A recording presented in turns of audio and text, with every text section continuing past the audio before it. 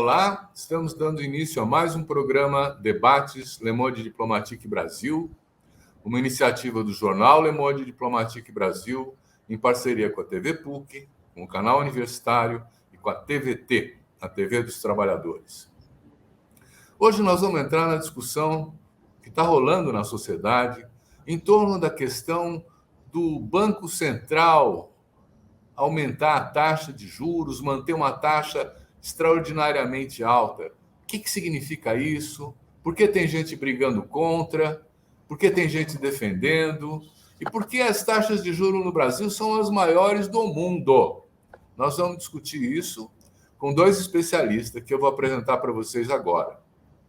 O Eduardo Fagnani, ele é economista, ele se formou na USP em economia, é mestre em ciência política pela Unicamp e é doutor em ciências econômicas pela Universidade Estadual de Campinas. Professor do Instituto de Economia da Universidade Estadual de Campinas, é pesquisador também do Centro de Estudos Sindicais e do Trabalho, do CESIT, da Unicamp, e coordenador da rede Plataforma Política Social, uma agenda para o desenvolvimento. Muito obrigado, Edu, por estar aqui mais uma vez com a gente. Quero apresentar também o Ladislau Dobor, que já é conhecido nosso, que tem prestigiado os nossos programas. Ele é economista, ele é doutor em Ciências Econômicas pela Escola Central de Planejamento e Estatística de Varsóvia. Professor titular da pós-graduação da PUC São Paulo, foi secretário de Negócios Extraordinários da Prefeitura de São Paulo, foi consultor do secretário-geral da ONU e de diversas agências das Nações Unidas, além de governos, municípios e organizações do Sistema S. O Ladislau é uma referência para todos nós, com a produção analítica sobre a economia e a sociedade. Ele é autor e coautor de mais de 40 livros, e o último deles, que eu queria destacar, é Resgatar a Função Social da Economia, uma questão de dignidade humana. Saiu pela editora Elefante, em São Paulo, no ano passado, 2022. Ladislau, é mais uma vez um prazer contar com você aqui. Aproveitando essas duas pessoas que entendem do assunto, eu queria começar pedindo ao Eduardo Fagnani que explique para a gente, afinal, por que essa polêmica de discussão de juros hoje nos jornais, na televisão? Aparentemente tem uma briga do Lula com o presidente do Banco Central. O que está acontecendo, hein, Eduardo? Bom, obrigado, Silvio, pelo convite. Bom dia a todos, bom dia, Ladislau.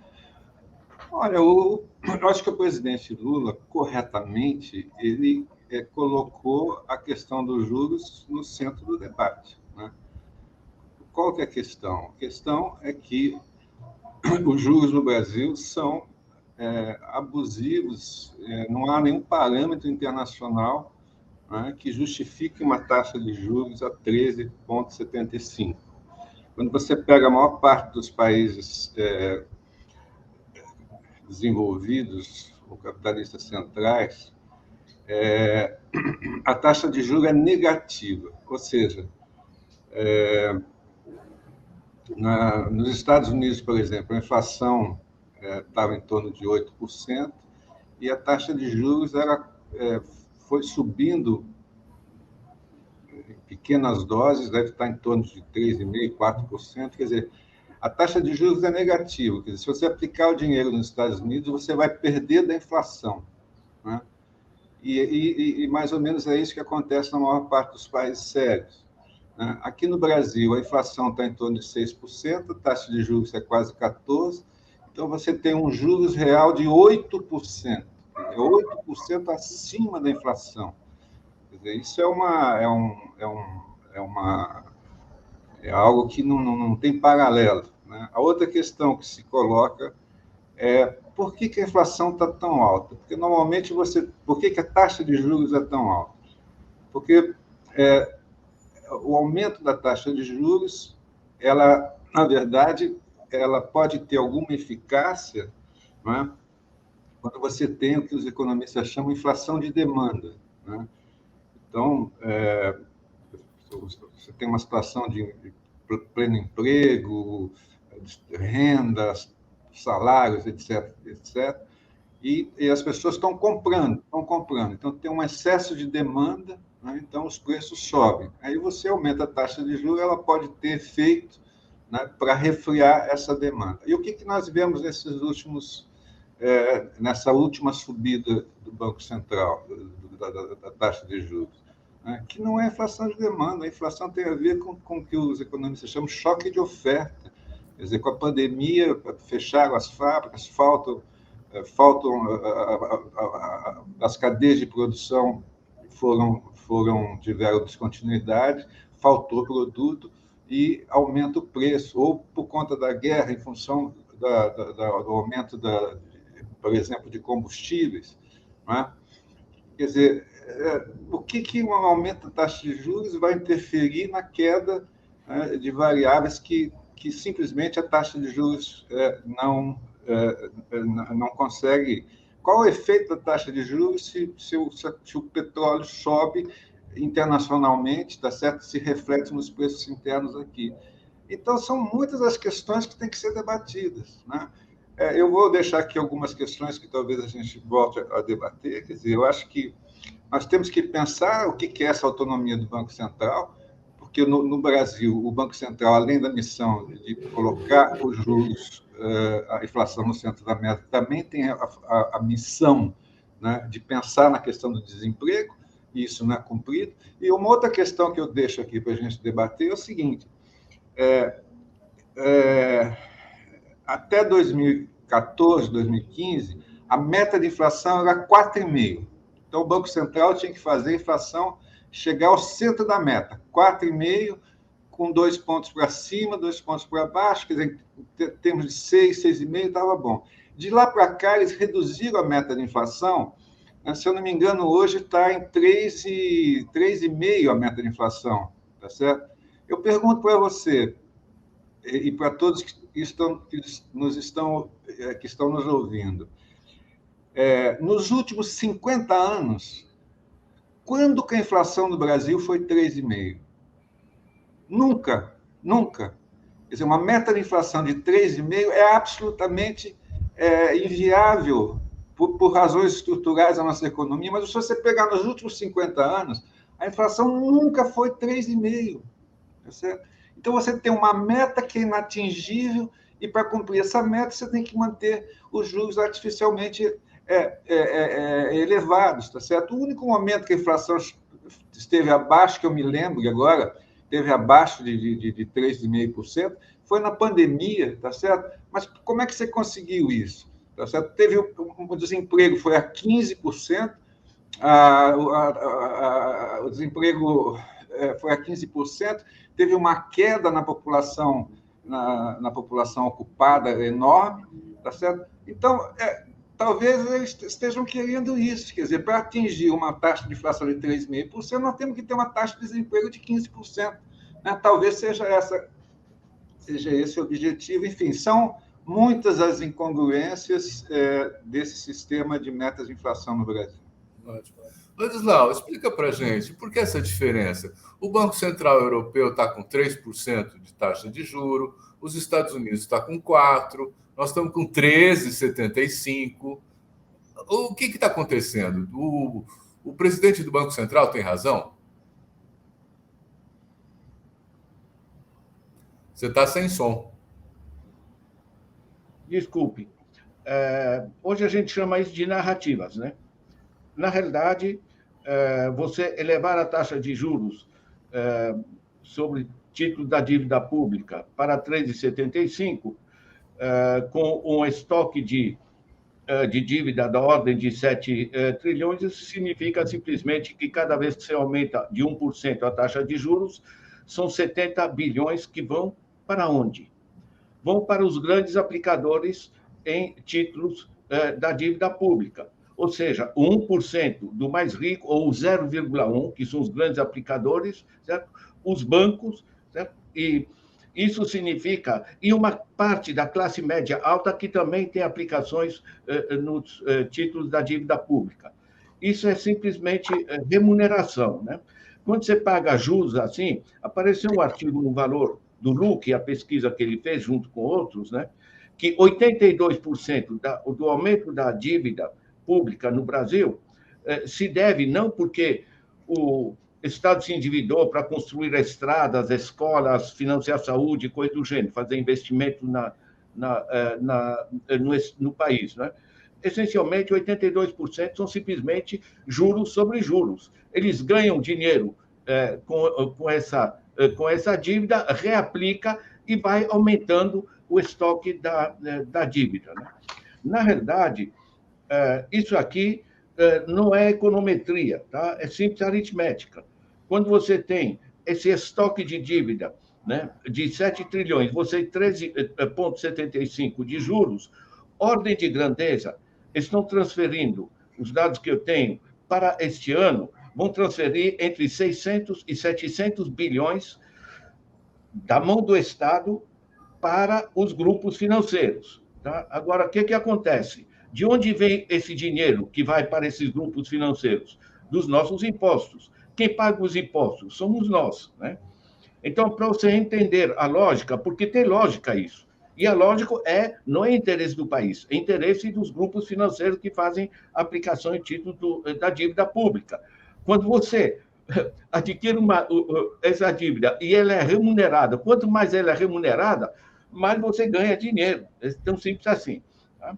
Então, eu uso a imagem seguinte. Tá? Eu, por exemplo, na minha idade, eu tenho minha poupança no banco, eu coloco no banco. O banco me paga uma merreca, cobra a inflação. O banco pega isso, faz uma aplicação em títulos do governo, que pagam 13,75, certo? E de onde o governo tira dinheiro para pagar esses juros para esses grupos financeiros? Dos impostos. Quem paga os impostos sou eu. Tá? Então, de um bolso eu tirei dinheiro para colocar meu dinheiro nos bancos, de outro bolso, certo? Eu dou para o Estado impostos para ele passar para os grupos financeiros, para os próprios bancos, para os bancos terem o prazer com o meu dinheiro. É um sistema de apropriação de recursos públicos por parte de não produtores. É gente que faz o que se chama aplicações financeiras. Eles chamam de investimento, mas não é. Sabe? Em francês fica mais claro, né? Você distingue investissement, construir uma estrada, escola, etc., e placement financier, que é você lidar com papéis, que é o que eles fazem. Certo? Na realidade, com isso, nós perdemos cerca de 6 a 7% da capacidade, 6 a 7% do PIB, né? Em termos de dinheiro que o Estado poderia usar para investir na sociedade e que são drenados pelos grupos financeiros, que, aliás, muitos deles, como o nosso ex-ministro e como o atual presidente do Banco Central, põem uma parte disso em paraísos fiscais, né? Essa é a realidade, tá? Não tem muito mistério. Quer dizer, uma coisa é a narrativa, né? Estamos protegendo a população da inflação, né? O Faniani explicou muito bem, não tem rigorosamente nada a ver com a inflação, porque isso aqui é numa economia sobreaquecida, que você vai elevar essa taxa para pessoas, em vez de investirem ou consumirem, vai colocar o dinheiro ali na reserva em títulos do governo. No Brasil, nós temos 33 milhões de pessoas passando fome, 125 em insegurança alimentar, temos 13 milhões de desempregados, 40 milhões no setor informal tentando se virar. O último ano que a gente cresceu efetivamente na economia é 2013, crescemos 3%. Tá? Essa é a economia. Quando você drena, em vez de gerar investimentos produtivos, você transforma em lucros financeiros, você simplesmente esfria a economia, você paralisa ela, né? Agora, os interesses são esses. Eu acho muito útil, Eduardo, a gente lembrar no tempo que foi criada essa taxa Selic, certo? Ela é aplicada a partir de julho de 96, certo? Ela chegou a 46%. Né? Quer dizer, esse é o nível de dreno, é coisa de cupincha, entende? Então, na realidade, em vez do dinheiro público, e que esse dinheiro é todo nosso, dos nossos impostos, tá? Está sendo repassado para os grupos financeiros através da Selic, com a narrativa de que é para nos proteger da inflação, quando a inflação está na faixa de 5%, 6%. Né? Quer dizer, isso aqui é simplesmente um dreno. Tá? E isso aqui não é da gente dizer de maneira leve, porque eu acompanho os trabalhos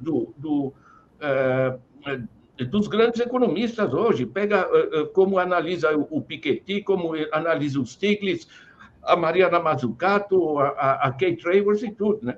Isso hoje está esparramado no mundo, só que no Brasil é simplesmente muito mais grotesco, né?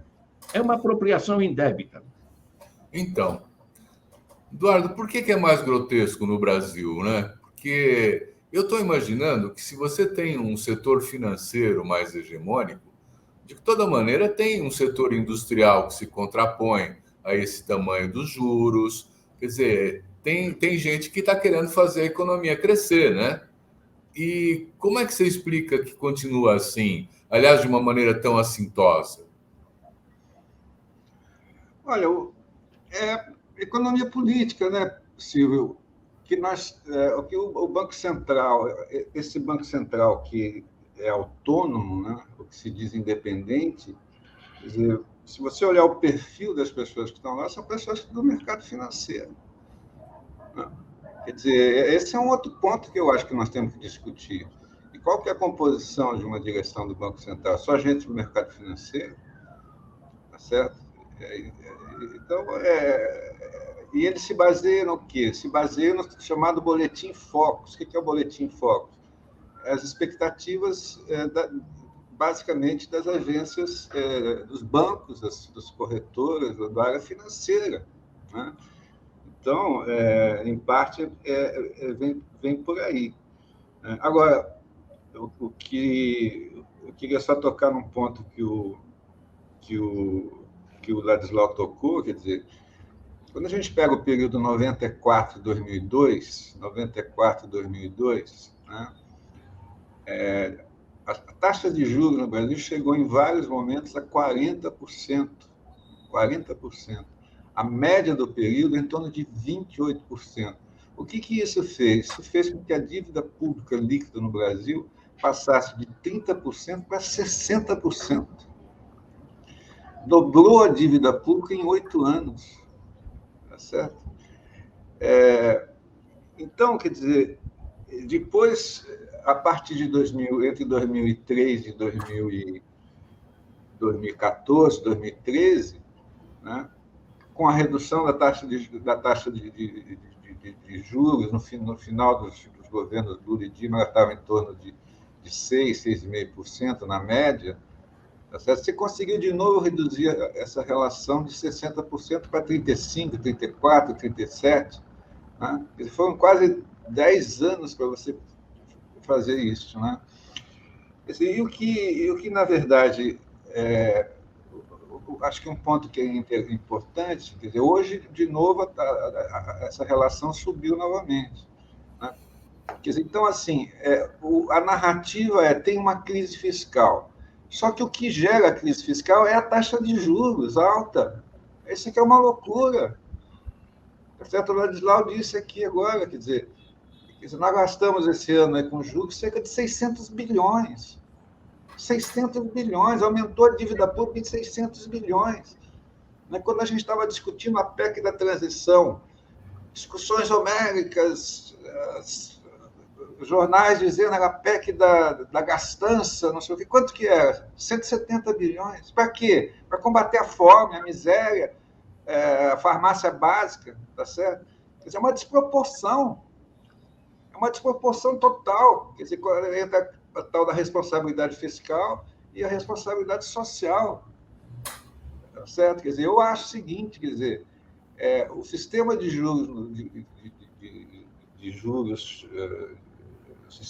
sistema macroeconômico brasileiro é o maior programa de distribuição de renda de pobre para rico que existe no mundo. É o maior sistema de transferência de renda de pobre para rico que existe no mundo. Isso aqui não é almoço grátis, é banquete grátis que não existe em lugar nenhum do mundo. Tá certo? Não há explicação técnica para isso. Tá certo? Eu quero só, para finalizar, colocar um outro ponto, que é o seguinte: esse sistema fiscal, a ideia do tripé macroeconômico, foi inaugurado no Brasil em 1999, 98, 99, tá certo? Com a crise de 2007, 2008, todos os países do mundo, tá certo? Flexibilizaram esse tripé, flexibilizaram, tá certo? Isso existe desde 2007, 2008. Por exemplo, eu vi ontem o Armínio Fraga dando essa sugestão, mas isso existe desde 2007, 2008, os países já fizeram isso. A ideia é o seguinte, a inflação tem que voltar ao centro da meta, não em um ano. Você pode fazer isso em 2 anos, em 3 anos. Vários países do mundo fazem isso. Tá certo? Ontem o Armínio Fraga deu uma entrevista para Miguel Leitão propondo isso. Tá certo? Mas isso já existe em vários países do mundo desde 2007, 2008. Tá certo? Outra coisa que se faz, você trabalha com o núcleo da inflação. Tá certo? O que é isso? Bom, se o preço da batata, se a cenoura subiu 40%, tá certo? É uma coisa atípica. Eu não posso colocar esses 40% na taxa de inflação. Eu tenho que expurgar certas coisas que são temporárias, tá certo? Então, o que se faz? Núcleo da inflação. Ou seja, o mundo todo que adota essa ideia do Banco Central autônomo, etc. Outro ponto, o Banco Central, o Fed americano, ele tem 2 missões: combater a inflação e olhar para o pleno emprego. O que aconteceu com o Fed americano nos últimos 2 anos? Tá certo? A inflação subindo, mas ele estava olhando o desemprego. Ele não subia a taxa de juros, dizia que ia subir, mas não subia. Quando a situação do mercado de trabalho melhorou, tá certo? Ele começou a subir. Mas subiu de quanto? De 0,5%, 1% para 2%, 3%, tá certo? Não subiu de 2% para 13%, tá certo? Porque se a taxa de juros fosse 8%, ela teria o mesmo efeito de 13%, tá certo? Mas é um custo fiscal muito menor. Quer dizer, então, nós temos sim que discutir essa questão da autonomia do Banco Central, nós temos sim que discutir como é que esse sistema funciona, desde a sua composição, que é só pessoal do mercado financeiro, tá certo? Até nós temos que ver o que se pratica em outros países do mundo, que já flexibilizaram enormemente desde 2007, 2008, e nós continuamos aqui com o tripé puro sangue, e por isso que nós temos juros reais de 8% ao ano, enquanto os juros, na maior parte dos países civilizados, é negativo. Tá, deixa eu entrar aí, que é o seguinte, a gente tem um presidente do Banco Central, que você falou, a carreira profissional dele é Banco Bozano Simonsen, e depois ele passa 18 anos no Santander, e depois ele vai para a função de presidente do Banco Central, o Roberto Campos Neto. Né? E os diretores também têm esse perfil. Então, é tudo do setor financeiro. Mas, Ladislau, eu queria perguntar uma coisa que, para a gente, que é assim, cidadão comum, às vezes a gente não entende, né? O que tem a subida de juros com a vida da gente? Isso não é assunto de empresa, de bolsa de valores? O que o cidadão comum tem que ver com isso? Olha, a conta é, infelizmente, simples, tá? Quando você eleva a taxa Selic, certo? Significa que você está passando, no caso, tipicamente, 600 bilhões de reais, ou seja, 6% do PIB, em vez de se transformarem em saúde pública, em melhores escolas, em creches, em infraestruturas, etc., saneamento básico, se transforma em lucros financeiros improdutivos. Tá? É o pessoal que maneja dinheiro, é a Faria Lima. Tá? Ou seja, veja que a família depende, em boa parte, tá? 2/3, digamos, depende de ter dinheiro no bolso. Tá? Estou falando da segurança econômica da família. Ou seja, ela tem dinheiro no bolso para pagar o aluguel, pagar o supermercado, essas coisas. O outro terço, né, do bem-estar econômico da família depende, por exemplo, de ter acesso à segurança. Você precisa de segurança, mas você não compra a delegacia, você não compra o hospital, você não compra a escola, você não compra o parque, você não compra o Rio Limpo, o conjunto que a gente chama bens comuns. Tá? Na Europa, a gente chama isso de salário indireto. Tá? Na Europa, tipicamente, quando muito, 60% do bem-estar econômico da família é dinheiro no bolso e 40% é todos os acessos gratuitos e democráticos para todo mundo. Em Genebra, a cidade rica da Suíça, certo? Você tem grandes piscinas públicas onde as pessoas convivem, então as pessoas do bairro, coisa do gênero. Então, na realidade, você com juros sobre a dívida pública, você priva a população de bens de acesso público ou bens de consumo coletivo, que a gente chama, ou também chama na Europa de salário indireto, né?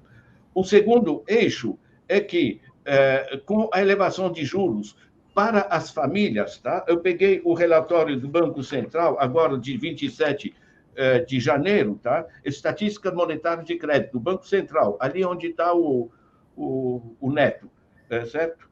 Está aqui a média dos juros que a população paga no juro livre, tá?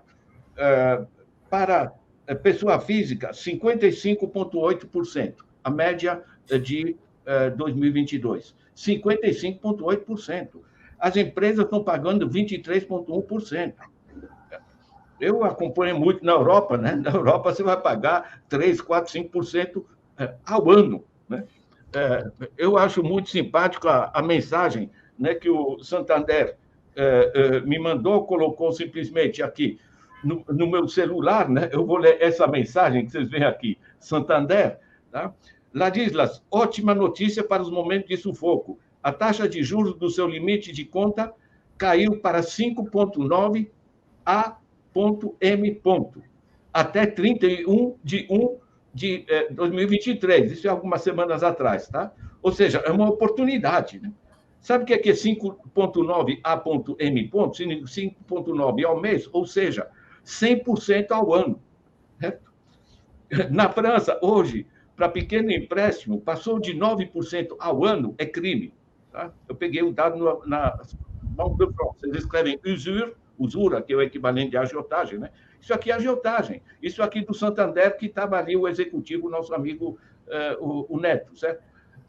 Então, você tem um dreno através dos títulos da dívida pública, mas você tem outro dreno através do endividamento das famílias, né? Nós temos um relatório do CNC, né? Conselho Nacional do Comércio, que mostra que 79% das famílias estão enforcadas em dívida, das quais 30% em bancarrota, certo? Você não consegue pagar juros assim. Certo?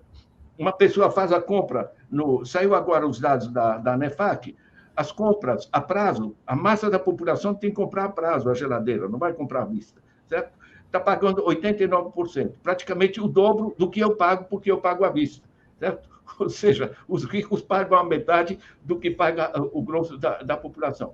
Então, você tem o dreno sobre o título, sobre o dinheiro do governo, que é nosso, que é dos nossos impostos, mas também sobre o dinheiro de empréstimos, crédito para famílias, esse tipo de juro, e o dinheiro que está nos bancos é também dinheiro nosso, dos nossos depósitos, e você tem o dreno para empresas, tá? Porque quando você pega uma taxa de juro para a empresa de 23%, você vai abrir uma empresa a 23%? Eu pego o exemplo chinês. Hoje, a taxa de juros na China é 4,6%. Tá? Você tira 2% de inflação, é um juro real de 2,6%. Tá? Dá para o cara, sabe, pegar um empréstimo, abrir uma empresa, etc. O que acontece quando o cara tem uma oportunidade de tesouro direto a 13,75%? Tá? Ele tem 1 milhão, um cara da classe média, média alta, tal, iria criar uma pequena empresa, enfim, fazer coisas úteis. Ele pensa, para que eu vou me arriscar, né? Para produzir esse sapato ou abrir uma padaria, ou o que seja, tá? Eu vou colocar meu dinheiro na taxa Selic, certo? Me paga 13,75%, 8% limpo, né?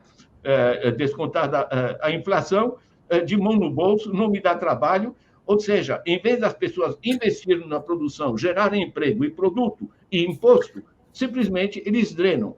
Então, nós sofremos esse triplo dreno sobre a dívida pública, com o endividamento das famílias e o endividamento das empresas produtivas. Esse negócio não funciona. Eu, por baixo, né, eu estava, inclusive, discutindo isso com o Eduardo Fagnani, mas também com outras pessoas, né, você está bem acima de 20% do PIB o equivalente a 20% do PIB que está sendo simplesmente drenado por esses mecanismos. Posso complementar? Só para complementar, mas como é que isso acontece no Brasil e não acontece em outros países, fora daqui? Olha, tem uma dimensão interessante que é o seguinte: como nós tivemos uma hiperinflação, que é quebrada em 94, certo? As pessoas se acostumaram a essas variações e perderam nexos. A taxa Selic é ao ano, certo? Agora, com uma inflação que era 50%, 60% ao mês, os bancos tinham se acostumado e a população tinha se acostumado a ver a taxa de juros ao mês. A hiperinflação foi quebrada, mas os bancos continuaram a apresentar a taxa de juros ao mês, e até hoje. Por isso que eles me oferecem 5,9 A.M ponto, certo? E não dão. Então, a taxa de juros no Brasil fica comparável em números ao que se apresenta nas estatísticas internacionais, só que as internacionais são todas ao ano, certo? E aqui apresentam ao mês. Agora, eu acho que a razão mais profunda, Silvio, é que no Brasil nunca ninguém teve uma aula sobre como funciona a moeda, cara. Certo? A gente estuda a dona Carlota Joaquina, Dom João VI, coisas importantes, né? Agora, como funciona o cartão de crédito? Com que tranquilidade, certo? Os bancos estão cobrando, a média saiu agora, do mês passado, 410% no rotativo do cartão. No Canadá, eu verifiquei 11% ao ano. Aqui, 410%. Certo? Na realidade, nós temos uma desinformação e um trabalho de narrativa muito sólido, que o Eduardo referia, por parte dos grupos da Faria Lima, dos banqueiros, do próprio Campos Neto, né? Não porque temos que proteger a população da inflação, porque temos que equilibrar as contas, né? E, meu Deus, o déficit. Gente, veja bem, só essa parte do que se transfere, tá, através da dívida pública, vamos pegar 600 bi, 6% do PIB. Você lembram que a grande luta que foi a PEC da transição? 145 bi, 1,5% do PIB. Meu Deus, o déficit. Agora os caras puxam, só nisso aqui, puxam 6%, certo? E vai para a gente improdutiva, quando o 145 bi era para tirar a gente da miséria. Quer dizer, o grau de deformação e a falsidade que está nessas narrativas se baseia na dificuldade das pessoas entenderem os mecanismos econômicos. Porque quando você fazia o dreno da pessoa através do salário, é uma coisa, mas através dos mecanismos financeiros, as pessoas não entendem. Tá. Então vamos entrar na narrativa, né, Eduardo? Quer dizer, por que essa narrativa convence? Por que não está todo mundo revoltado? Bom, a narrativa quer dizer, nós temos uma grande imprensa que reproduz essa narrativa, né? Quer dizer, a narrativa ela é tão absurda que a última que eu tenho visto, que me deixa absolutamente indignado, é que manter a taxa de juros alta é bom para o pobre, né? Porque a taxa de juros alta mantém a inflação baixa, né? E que se você reduzir a taxa de juros, a inflação pode subir, né? E, portanto, manter a taxa de juros alta é bom para o pobre, tá certo? Essa é a última narrativa que a gente vê todo dia nos jornais. Quer dizer, como é que como é que eu posso transferir 600 bilhões para o banco, para os bancos, para os rentistas, etc., tá certo? E para aprovar 145 bilhões para combater a fome é uma gritaria, tá certo? E essa transferência de 600 bilhões para os bancos é bom para os pobres. Eu não consigo entender essa lógica, mas é o que está aí. Está aí. A outra narrativa. O Brasil está à beira de uma crise fiscal, o que não tem o menor cabimento. Não tem o menor cabimento. Eu vou te dizer quando que o Brasil estava à beira de uma crise fiscal. 2012. Tá certo? 2002. O que aconteceu em 2002?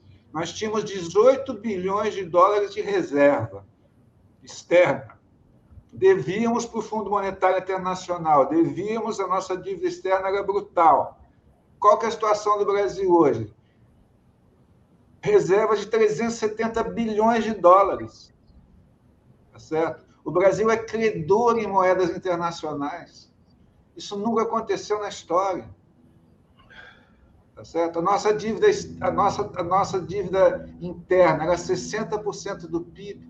Tá certo? Caiu para 33%, 34%, agora deve estar em torno de 50%. Tá certo?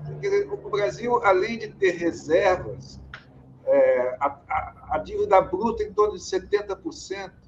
A maior parte dos países desenvolvidos, a dívida pública, a bruta, em média, é o dobro disso. Nós estamos em linha com os emergentes e temos 360 bilhões de reservas internacionais. Tá certo? Nós devemos em real, nós não devemos em dólar. Tá certo? Nós podemos pagar com a nossa própria moeda. Então, é uma narrativa que está aí, tá claro? E a gente tem que assistir passivamente esse tipo de coisa. Mas, respondendo um pouco a pergunta sua anterior, quer dizer, eu acho, só para encaminhar uma questão, Silvio, por que a taxa de juros no Brasil é tão alta e que... Do meu ponto de vista, nós temos que pensar, o Banco Central é só uma parte disso. Tá certo? Talvez a parte mais importante. Mas nós fizemos, em 99, um negócio chamado tripé macroeconômico. Certo? Tripé macroeconômico. Que depois, a partir de 2007, 2008, como eu disse, a maior parte dos países flexibilizou totalmente. E nós continuamos com aquele tripé puro sangue de 1999. Tá certo? O que é o tripé macroeconômico? O tripé macroeconômico é o seguinte, você tem que ter uma meta de inflação. Tá certo? Se a inflação sobe, o Banco Central tem que agir. Então, é a ideia do Banco Central independente. O Banco Central tem que agir. Como é que ele age? Ele só tem um mecanismo para agir quando a inflação sobe, que é aumentar a taxa de juros. Seja inflação de demanda, seja choque de oferta, seja o que for. Tá certo? Então, tem a meta de inflação. A única medida se tem inflação, se a batata cresceu, se a cenoura cresceu, isso impacta na inflação, você tem que aumentar a taxa de juros. Né? E aí você tem que fazer o quê? Superávit primário. Né? Você tem que economizar despesas não financeiras, né? Para você pagar uma parte dos juros. Né? Então, tem todo essa ideia do tripé macroeconômico. Quer dizer, aí, quando você sobe a taxa de juros, o que acontece? O serviço da dívida aumenta, a relação dívida-PIB sobe. Aí você tem que fazer mais superávit primário. Tá certo? Então, eu acho que essa discussão que, muito corretamente, o Lula coloca é uma oportunidade para a gente discutir essas inconsistências do regime macroeconômico brasileiro. Olhar o que os outros países fizeram, como é que os outros países flexibilizaram. Porque a questão que você colocou para o Ladislau, por que isso afeta a vida das pessoas? Afeta a vida das pessoas porque nós estamos numa recessão, nós estamos num baixo crescimento há 10 anos, 8 anos. Tá certo? Nós só vamos resolver o problema da fome, o problema da miséria, etc., se a economia crescer, se gerar emprego, se gerar renda. Certo? E como é que faz para a economia crescer? Primeiro, você tem que investir. Uma das formas de fazer a economia crescer é investimento. Agora, como é que você faz? O banco pega o dinheiro, o nosso dinheiro do poupador, paga CDI, que é a Selic, mas ele vai emprestar 20%, 30% para o empresário, ou vai emprestar 100%, 150% para o consumidor. Quer dizer, como é que você pode, um cara com 30% ao ano de juros, vai poder investir? Não tem como investir, tá certo? Por outro lado, a outra forma de você fazer a economia crescer é fazer com que as pessoas tenham renda. Né? Para ter renda, tem que ter emprego, a economia tem que crescer, tá certo? E também não pode pegar essa transferência de renda do salário para o cartão de crédito, por exemplo, ou para o cheque especial. Então, está tudo errado. Quer dizer, nós não vamos crescer, nós não vamos crescer, nós não vamos gerar emprego, tá certo? Nós não vamos sair dessa questão fiscal complicada, porque uma forma de você sair dessa questão fiscal complicada é crescimento da receita. A receita, para crescer, a economia tem que crescer. Né? Então, é uma espada que o Banco Central coloca, tá certo? Botando em risco todo o programa de governo que foi vencedor nas urnas. Né? Na verdade, o Banco Central é independente de quem? Independente da sociedade. Deixa eu pegar esse tema no seguinte sentido, né? Quer dizer, eu tenho problemas em admitir que as economias têm que crescer, porque nós esgotamos os recursos do planeta já, né? Quer dizer, é um modelo capitalista que destrói a natureza, que promove a desigualdade e tudo mais. Mas esse argumento de que a economia precisa crescer não mexe na questão da redistribuição, né? Quer dizer, nós poderíamos ter uma situação melhor de vida para todo mundo se esses 600 bilhões fossem divididos em outros programas sociais, né? Não precisava ter mais 5% de PIB, né? Quer dizer, então, uma das questões que eu queria colocar aliás, eu queria colocar para os dois, né? Quer dizer, é essa. Por que nós precisamos crescer? Existe outro caminho? A outra questão é a seguinte, quer dizer, você falou muito bem, Eduardo, que o Banco Central é um dos componentes de uma política econômica. Mas nós temos outros. Nós temos, por exemplo, a política do BNDES, nós temos os bancos públicos, nós temos as estatais. Quer dizer, nós temos outros instrumentos que permitem a regulação da política econômica, não é? Ou o estímulo para cuidar, enfim, quer dizer, de setores mais estratégicos, onde o governo pode botar uma orientação que permita a reordenação dos fatores econômicos para ser positivo para a população, né? Quer dizer, eu entendo essa história da autonomia do Banco Central como uma reivindicação do setor financeiro controlar o Banco Central em seu favor. Não é outra coisa, não tem autonomia nenhuma. É uma dependência do setor financeiro. Então, essa é a questão que eu queria colocar. Agora, de lado disso, eu li que o governo Bolsonaro tirou 65 bilhões de dólares das nossas reservas internacionais para injetar no final da campanha do Bolsonaro para presidente em programas sociais para poder viabilizar a eleição dele. Esses 65 bilhões de dólares teriam que ter a anuência do Banco Central. Isso aí é responsabilidade do Campos Neto de ter liberado essa grana? Pode liberar essa grana assim, sem passar pelo Congresso, sem nada? Então, são as duas questões que eu queria colocar para vocês. Ladislau, você quer começar? Tudo bem. Eu queria ler um trecho aqui, o artigo 192 da Constituição.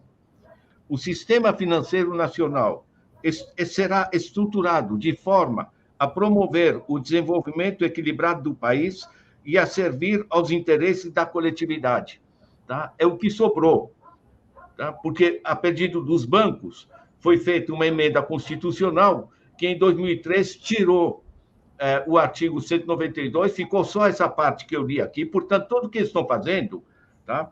Se apropriando de dinheiro que é da população para enriquecer e não para desenvolvimento equilibrado do país e interesse da coletividade, é simplesmente ilegal, tá? Em termos constitucionais. A parte que saiu do artigo 192, que é muito interessante, né? Que estava escrito: a taxa de juros reais, nelas incluídas comissões e quaisquer outras remunerações direta ou indiretamente referidas à concessão de crédito, não poderão ser superiores a 12% ao ano. Tá? A cobrança acima desse limite será conceituada como crime de usura, punido em todas suas modalidades nos termos que a lei determinou. A lei não determinou nada e os bancos, sem precisar convocar uma constituinte, simplesmente mandaram tirar, porque grande parte do sistema dos deputados, dos senadores, dos jornais, etc., tem aplicações financeiras e tem interesse. Né? A base legal do que estão fazendo é nula, simplesmente. Certo? É uma expropriação. Agora, o ponto do crescer coloca uma coisa essencial que você acompanha, né? Que é, por exemplo, são os trabalhos de tantas revisões do PIB, né? Porque o PIB simplesmente mede a velocidade de uso de recursos. Não diz o que a gente produz, para quem, com que impactos ambientais, nada disso. Certo? Então, a gente tem que ir para uma contabilidade em função dos problemas-chave. Peguem a Kate Raworth, aquela coisa, a economia Donut, que saiu no Brasil, que explica muito bem as novas formas de contabilidade. Você tem os trabalhos do Fitoussi, do Amartya Sen, do Stiglitz. Está Deus e o mundo trabalhando com isso. Vão parar de correr atrás do PIB. Crescer. Eu vou para 25 de março, você vai encontrar milhões de toneladas de bugigangas, de plástico, de coisinhas de utilidade pequena ou nula.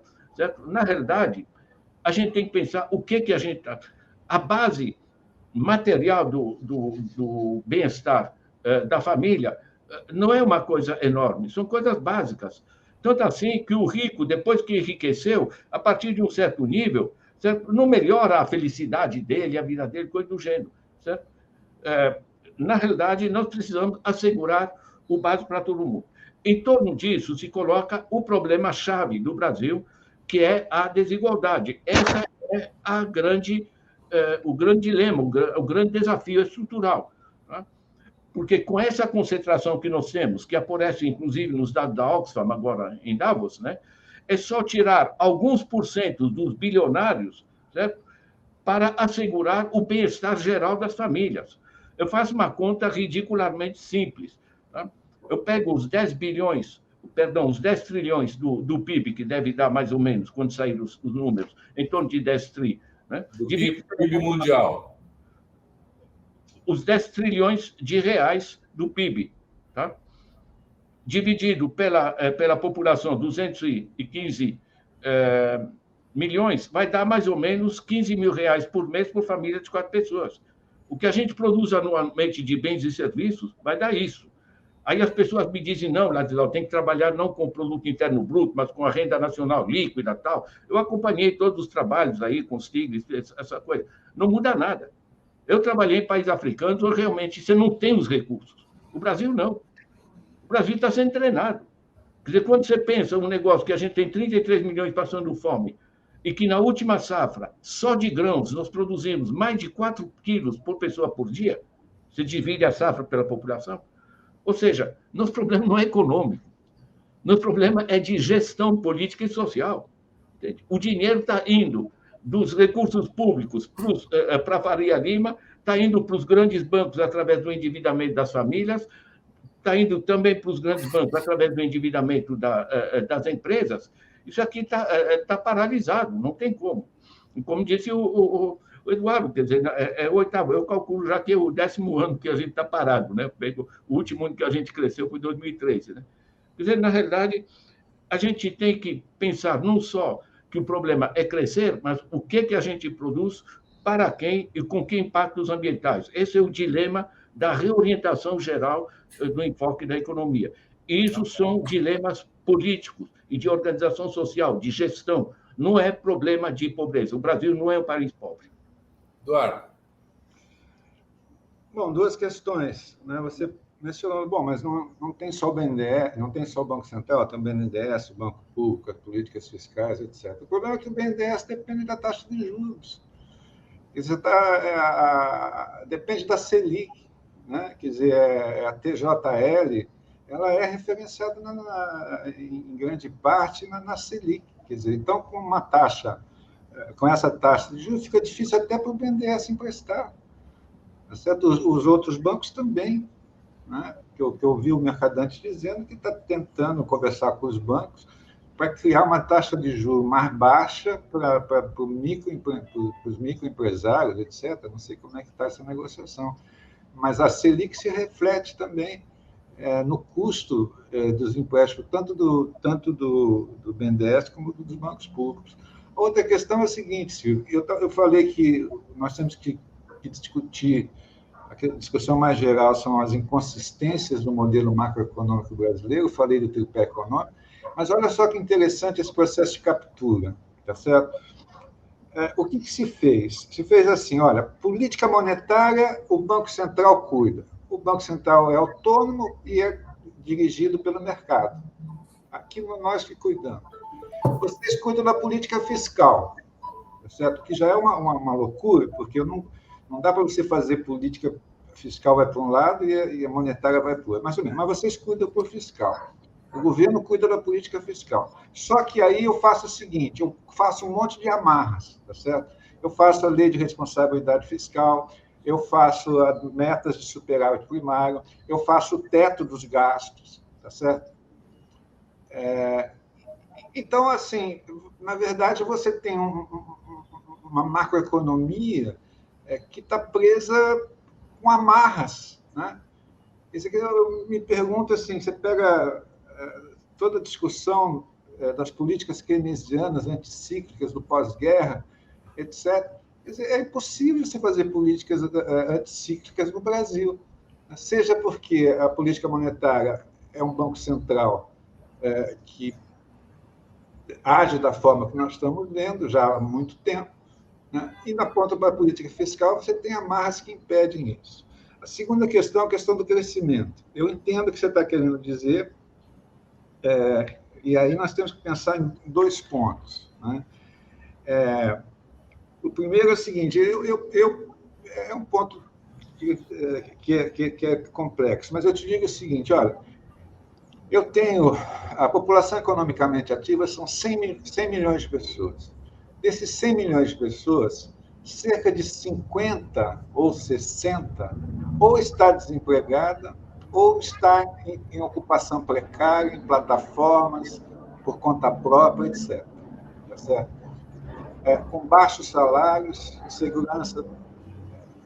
Quer dizer, como é que eu formalizo? Como é que eu reduzo o desemprego e como é que eu transfiro as pessoas de ocupações informais para ocupações de melhor qualidade? Não há alternativa se não tiver o crescimento.